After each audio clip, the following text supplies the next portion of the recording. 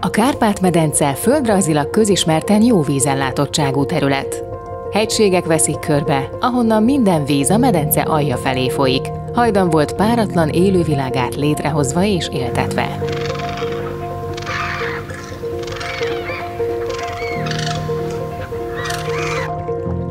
Az itt élő emberek a történelem hajnalától kezdve alkalmazkodtak a környezetükhöz, életmódjuk és megélhetésük a vizekhez kötődött.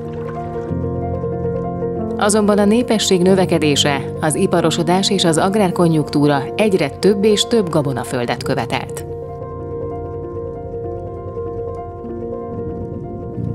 A 19. századtól elterjedő gazdasági berendezkedés a vizes élőhelyekre, mint haszontalan területekre tekintett. Megkezdték hát szisztematikus felszámolásukat, még mielőtt a tudomány eljutott volna addig, hogy felfedje páratlan értékeiket és pótolhatatlanságukat. A kisfiataljai elhatározták, hogy a hansági ingovány emberemlékezet óta terméketlen vidékét, békák és szúnyogok hazáját néhány év alatt dús termőtalaljá teszik.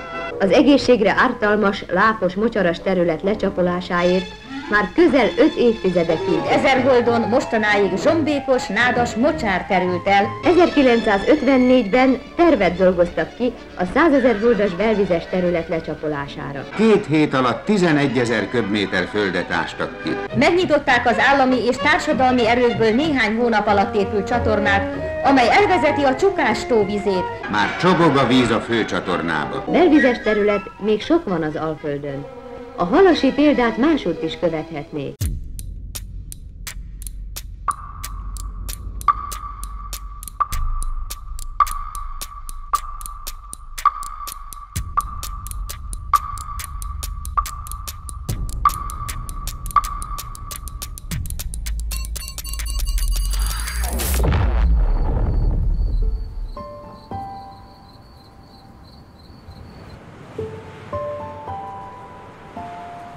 Az első máig közismertebb lépés a 19. században megindult folyószabályozás volt. Ezt követte a később is vizenyősen maradt területek lecsapolása a 20. században. A Duna-Tisza közi homokhátság az ENSZ besorolása szerint is immár félsivatagos országrész. Keleti szélén az Őrzagyva medre rajzolódik ki a tájat elborító szántókon. Tél végén itt még láthatjuk a homokhátságról elszivárgó víz maradékát. Az évszázados gyakorlat az itt megmegálló vizet belvízként kezelni, és minél gyorsabb elvezetése a fő irányelv a szántóföldi gazdálkodás védelmében. Még akkor is, ha ez nem is szántó, hanem egy hajdani szikes tó. A kiszáradó tájban szinte minden nedves felületet vízelvezető árkok szabdalnak. Ezek mindegyike egy nagyobb árokba, majd valamelyik főcsatornába vezet. Magyarországon 46 000 kilométernyi belvíz elvezető csatorna található. Ezek tehát együttesen hosszabbak, mint a bolygó egyenlítője.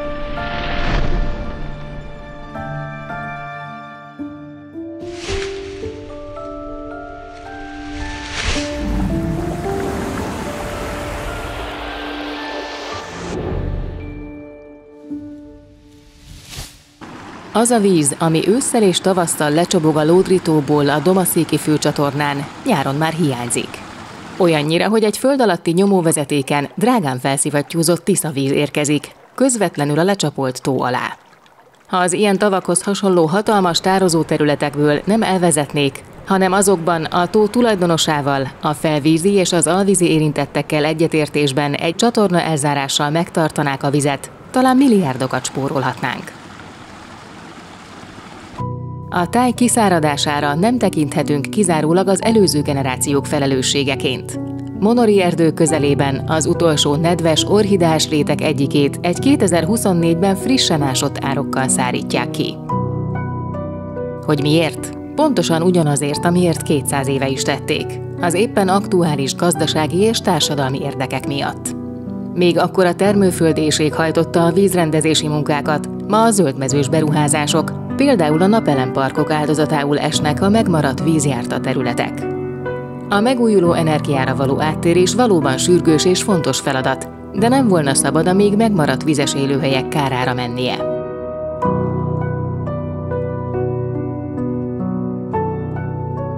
A hátsági homokterületek az ős-Duna hordalékkúpjának maradványai. A terület keleti széle a Tisza, nyugati oldala a Duna-Mai medre felé lejt. A rajta létesített közel 5000 kilométernyi csatornahálózat eredeti funkciója a vízelvezetés volt. Nagy részük ma már szárazon áll. A természetes tájban a felszín alatti víz domborzata többé-kevésbé leköveti a felszín domborzatát. Ha csapadék hullik, a víz beszivárog, emelkedik a víz tükörszintje, a be nem szivárgó víz pedig a mély vonulatokban gyűlik össze. Az itt található vizes élőhelyeket, üdegyepeket vagy akár állandó vízfelületeket a csapadék és a felszín alatti vizek egyaránt táplálhatják. A vizes élőhelyeket átszelő csatornákkal ez a rendszer felborul. Nagy esőkor a csatornák ugyan megtelhetnek vízzel, és ideig, óráig még táplálhatják is a felszín alatti vizet, de alapvetően megcsapolózónaként működnek, és nem csak a felszíni, hanem a felszín alatti vizeket is elvezetik. Az eredmény a homokhátság évtizedek óta tartó szárazodása és a vízszint süllyedése, mely helyenként a 7 métert is eléri. Ezért nem csak a belvízcsatornák megcsapoló hatása okolható. Hozzájárul a klímaváltozás miatt megváltozó csapadékeloszlás, a Duna és a Tisza medrének mélyülése, a fúrt kutakból való öntözés, a vízpazarló mezőgazdasági módszerek, továbbá a meggondolatlanul erőltetett erdősítés párolgás fokozó hatása is. A vízszint csökkenésével pedig olyan vizes élőhelyek is eltűnnek, amelyeket sosem próbáltak lecsapolni. A felszín alatti víz ugyanis régiós léptékben is nagyrészt leköveti a felszín domborzatát, és a gravitációnak köszönhetően magasabb terület felől a mélyebb terület felé áramlik. Minél meredekebben lejt a felszín alatti víz szintje, annál intenzívebb az áramlás. Ha a vizet egy mélyebben fekvő vizenyős területről egy csatorna elvezeti, azzal idővel a magasabban fekvő szárazabb területekről is felgyorsítja a vízáramlást, ott is vízszintcsökkenést okozva. Így a csatornák megcsapoló hatása a felszín alatti vízáramlási rendszeren keresztül egy egész tájra kihat. Ennek a láthatatlan, nagyrészt a föld alatt zajló folyamatnak egyik áldozata a homokhátság szívében elhelyezkedő Kondor-tó. Közepében egy régi vízmérce mutatja a néhány évtizede akár 1 méter feletti vízmélységet. Egy belső dombon még megvan a helyi halász kunyhója, melyhez sokszor csak csónakkal lehetett eljutni.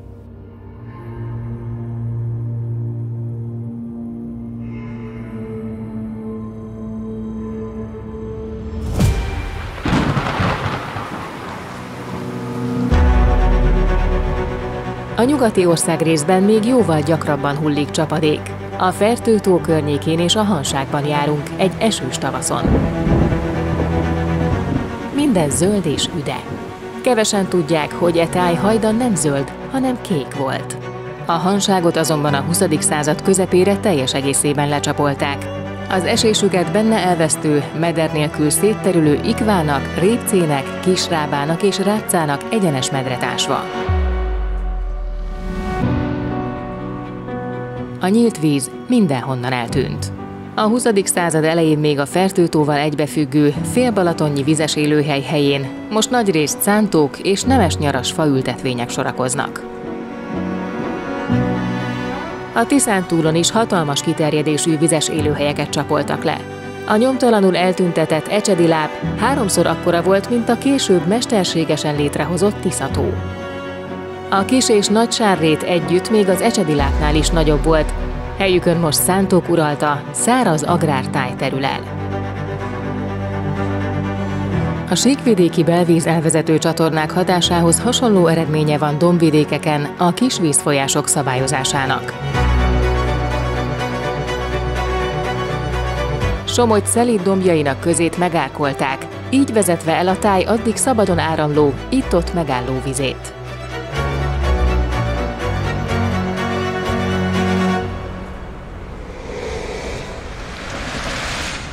A településeken a kiegyenesített, burkolt mederbe kényszerített patakokon a csapadékvíz és a hordalék egyszerre zúdul le, alsóbb szakaszokon okozva problémát.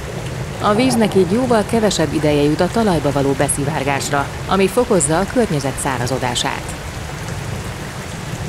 Mégis sok településen továbbra is rendezzük, betonozzuk és egyenesítjük a patakokat, élővilágukat elpusztítva, vízüknek a tájjal, a talajjal való érintkezését gátolva. A kiegyenesített patakok és csatornák vízelvezető és szárító hatásának mérséklésére megoldás a lefolyás lassítása, a víz visszatartása és a beszivárgás növelése. Ennek eléréséhez szó szerint kanyargós út vezet. Ahol van elég hely a patak mentén, ott első lépés a meder burkolatának eltávolítása és a kikotort iszapból kialakult parti depóniák megbontása. A mélyült medret természetes anyagokkal részben elzárjuk, a vízfolyás saját dinamikája aztán intézi a többit. Éppen ez történt a Csömöri pataknál. Csömör határában rendelkezésre állt elég hely ahhoz, hogy szabadjára engedjék a vízfolyást. A kis kanyarok egyetlen év alatt újra megjelentek, hála a terület alsó végén alkalmazott kőszórásos mederelzárásnak, mely visszafogta a mély mederben futó vizet. Egy szén által bedöntött faág is nagy változásokat tud előidézni. Felette szétterült a meder, a lelassuló vízből a homokordalék lerakódott, a talajvízszint rögtön meg is emelkedett. A patak és környezete megtelt élettel. Árvíz veszélyes? Igen, néha kijönthet. Ha van hová kilépnie, akkor ez sem probléma. Sőt, itt tud a víz újra beszivárogni és pótolni a hiányzó felszín alatti vízkincset. Talán a Csömöri patak más, ma még egyenes szakaszaira is ráférne ilyen rehabilitáció.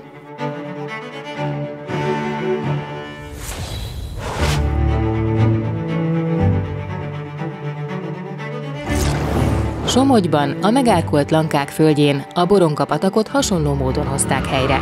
A fás legelőn egyenes mederben futó vizet a Duna-Dráva Nemzeti Park kisebb-nagyobb földhányásokkal állította meg.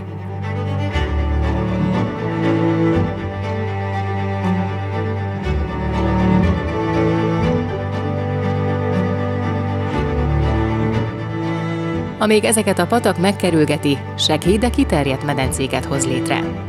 Mind a vízhez kötődő élővilág, mind a legelő növényzete, mind a környék mikroklímája kifejezetten jól járt ezzel.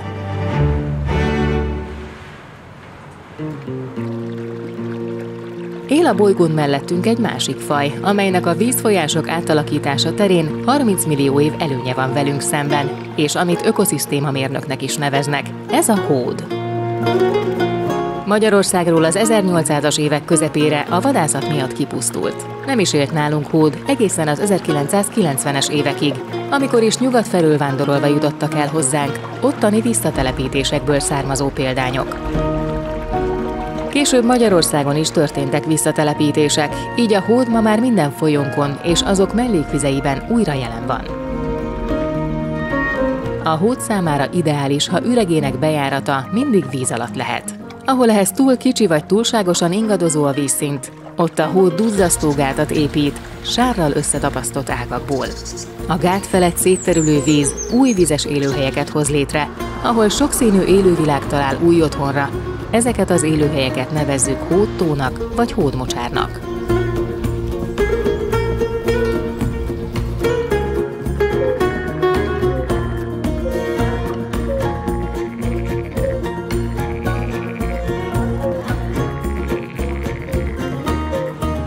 Szabályozott, egyenes, mélyre bevágódott medrű patakjainkon egy hódgát feléreg revitalizációval. A terület mikroklímája, a talajvízszint és a biodiverzitás is csaknem azonnal javulni kezd. Olyan partszakaszokon, ahol a hód által okozott gazdasági kár eltörpül az ökológiai haszna mellett, egyre több esetben tekintenek el a hódgát elbontásától. Amennyiben a patak kiöntését vízkárveszély miatt mindenképpen meg kell akadályozni, akkor is érdemes bontás helyett egy egyszerű áteresztőcsövet a gátba építeni. Ha a hód számára is elég magas vízszintet tartva helyezzük el az átereszt, akkor ő is együttműködik, még készségesen körbe is falazza a csövet a gátjában. Ahogy a kiegyenesített patakok, úgy a lecsapolt és kiszárított tájak is rehabilitálhatók. A Hanságot ugyan lecsapolták, a 21. század hajnalán azonban a Fertő-Hanság Nemzeti Park több vizes élőhely rekonstrukciót is létrehozott itt.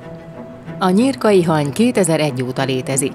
A több mint 400 hektáros terület vizét az elvezető csatornákból és a rápcából nyerik.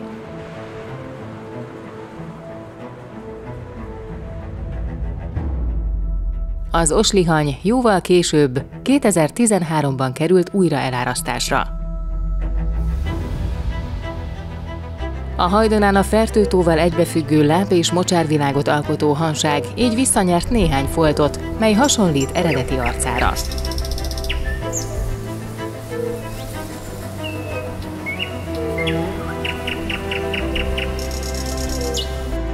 A Fertőtó mellett a lecsapolásra szolgáló Hanság főcsatornából az 1990-es években újra eláraszthatóvá vált az egykori Mexikó-pusztai szikes mocsár. Később Natura 2000-es és rámszári területté, bioszféra rezervátummá és a világörökség részévé is vált.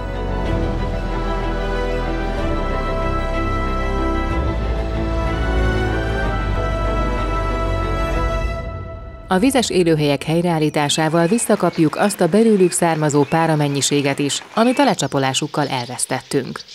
Ez táplálja az úgynevezett kisvízkört, melyben helyi párolgásokból helyi csapadék keletkezik. Minél több vizes élőhelyet állítunk helyre, annál több esőre számíthatunk ebből a forrásból. A klímaváltozással a csapadékeloszlás is megváltozik. A csapadékban gazdagabb időszakok például tavaszról egyre inkább nyárra, illetve télre tolódnak. Fontos lenne hát az ehhez való alkalmazkodás, a víz visszatartását központba helyező szemléletváltás. Ehhez nem feltétlenül szükséges drága új beruházásokat végrehajtani. Szükséges viszont újra gondolni a jogszabályokban rögzített vízügyi feladatokat, és megváltoztatni a korábban megépített csatornarendszerek üzemrendjét. A téli üzemrend szerint nyitott elvezető csatornákon vizsgálni kell a zárás lehetőségét, szárazabb tájakon akár egész évre. Domaszéken egy helyütt a csatornavizét már télen kivezetik az Ábrahám-szék Szikes-tó medrébe, amit a csatornával hajdan keresztül szeltek és lecsapoltak.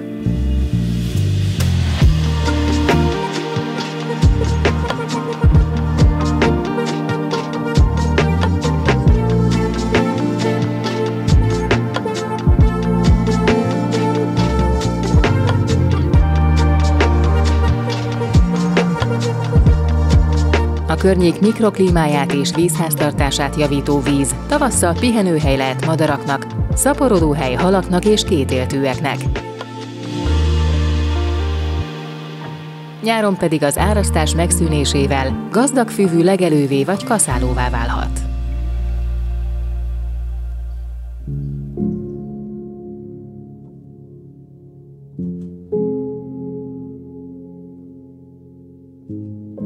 Jászkara Jenő határában is egy egyszerű csatorna elzárás tette lehetővé, hogy az itt található pannonszikesek újra vízzel és élettel teljenek meg.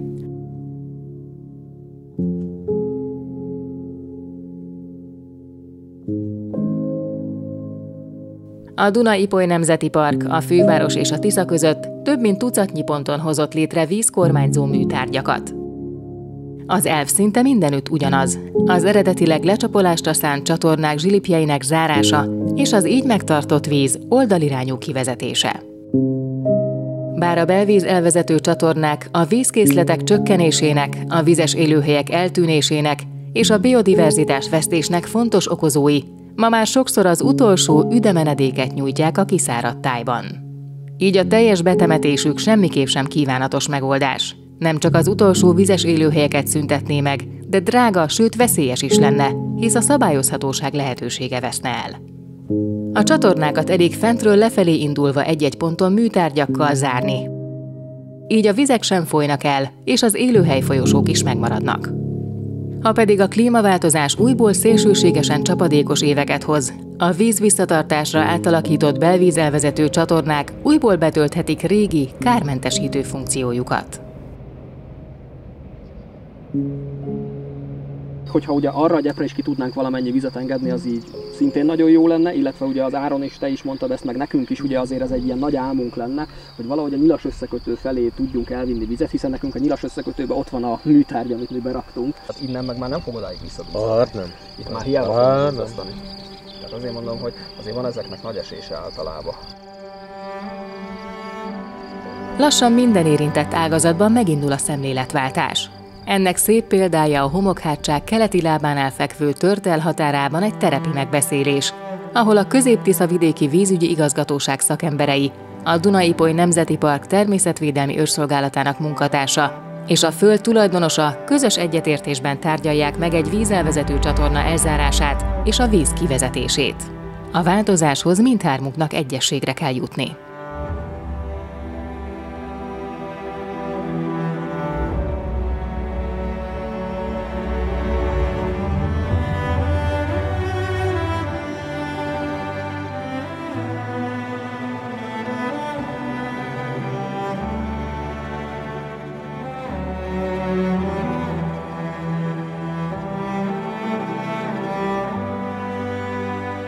Hisz ha csak odaengedünk ki vizet, ahol senkit sem érint, vagyis az eleve természetvédelmi kezelésben lévő területekre, az országos léptékben nem oldja meg a problémát.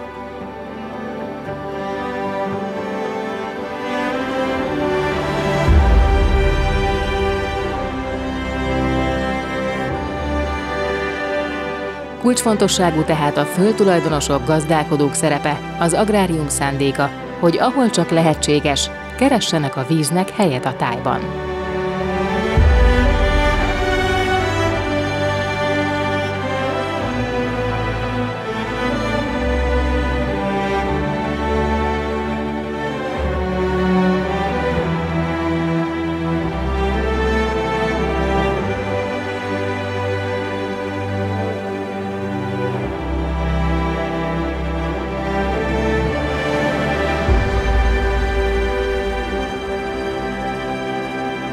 A vízőrző munkát most már talán egyre többen kezdjük el. Kicsiben vagy nagyban, lépésről lépésre megállítjuk Magyarország kiszáradását.